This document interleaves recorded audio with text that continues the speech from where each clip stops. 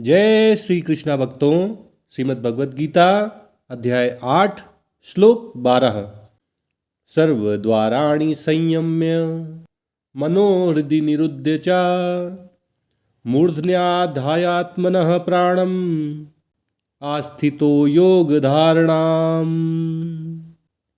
भगवान कृष्ण अर्जुन को समझा रहे हैं कि योग में भली भांति स्थित होने के लिए उसे अपनी सभी इंद्रियों के द्वारों को संयमित करते हुए सब जगह से हटाकर निरुद्ध करके उसे हृदय में अपने मन को दृढ़तापूर्वक स्थापित कर देना चाहिए और तब उसे प्राणवायु को अपने सिर पर स्थापित कर लेना चाहिए। ब्रह्मरंध्र में प्राणवायु को स्थिर कर लेना चाहिए। इस प्रकार वह योग की धारणा में स्थित हो जाएगा।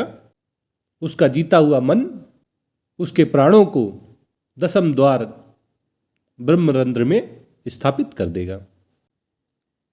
पिछले श्लोक में भगवान कृष्ण ने अर्जुन से कहा था कि अब वो उस परम पद के बारे में संक्षेप से बताने जा रहे हैं जिसको वेद के जानने वाले विद्वान अविनाशी कहते हैं, अक्षर कहते हैं, आसक्ति रहित वीतराग हुए यति जिसमें प्रवेश करते हैं और ब्रह्मचारी लोग जिसे प्राप्त करने के लिए ब्रह्मचर्य का आचरण करते हैं।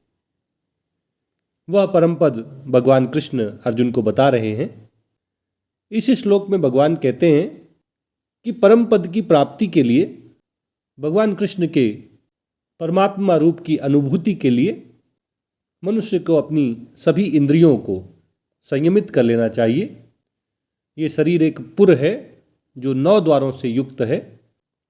आँख 2, नाक के 2 छेद, कान के 2 छेद, मुंह, गुदा और उपस्थ। इन 9 द्वारों वाले इस नगरी में, इस पुरी में आत्मा रहती है। अगर कोई मनुष्य आत्मा के साथ साथ रहने वाले परमात्मा का अनुभव करना चाहता है तो सबसे पहले उसे इन 9 द्वारों को संयमित करना होगा, इन्हें अपने वश में करना होगा। और जब ये इंद्रियों के 9 द्वार मनुष्य के वश में आ जाते हैं तो फिर उसे अपने मन को अपने हृदय में ही निरुद्ध करना होगा, हृदय में ही दृढ़तापूर्वक स्थित करना होगा और तब उसमें योग बल जागृत हो जाएगा जिससे वह अपने प्राणों को अपने मस्तक पर, अपने सिर पर स्थित ब्रह्मरंध्र में दसम द्वार में स्थित कर लेगा। और जब प्राण अविचलित मन से ब्रह्मरंध्र में दसम द्वार में भली भांति स्थित हो जाएंगे तो ऐसा मनुष्य योग धारणा में भली भांति स्थित हो जाता है। उसे परमात्मा संबंधी योग धारणा की स्थिर स्थिति की प्राप्ति हो जाती है।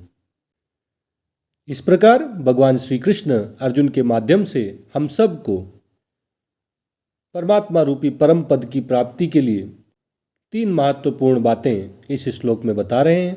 पहला कि हमें अपने शरीर के 9 द्वारों को भली भांति संयमित कर लेना चाहिए।